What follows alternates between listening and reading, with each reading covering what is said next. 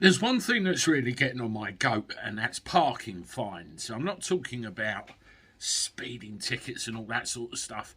I'm talking about the kinds of fines that private parking companies hand out, for one. I could do another video on that, I tell you. And also the parking fines that councils hand out just willy-nilly. You know, the little yellow plasticky things you find on the window. Well, here's a story for you.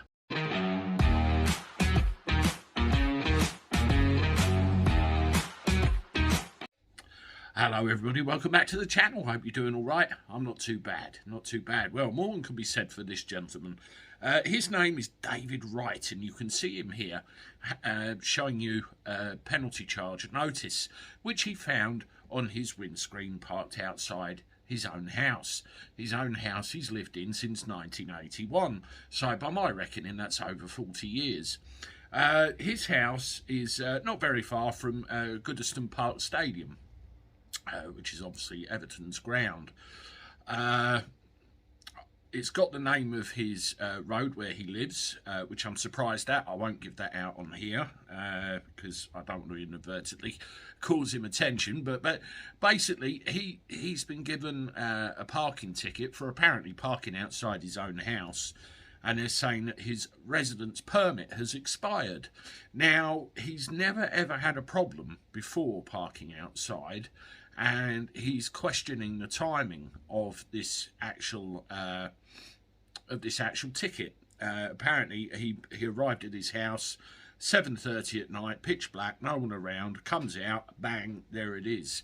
He accepts that his residence permit is probably out of date and needs renewing. Apparently it ran out in the September, and he got the thing fairly recently. And the reason he's questioning it is because the council is saying, oh, we've got to make budget savings and so on and so on and so on. Mr. Wright is a pensioner, and he's saying, you know, why is this happening? The council's state of it, or the council stance on it, is you've been caught, you didn't have a permit, you got a ticket, you got to pay it. You've got until January the 27th to pay the reduced rate, otherwise, done. And you can apply for a permit at any time you like. Me personally, I can kind of see their point of view. He messed up, he should have renewed it, but on the same token, how come he's been parking there for 40 odd years with no problem whatsoever?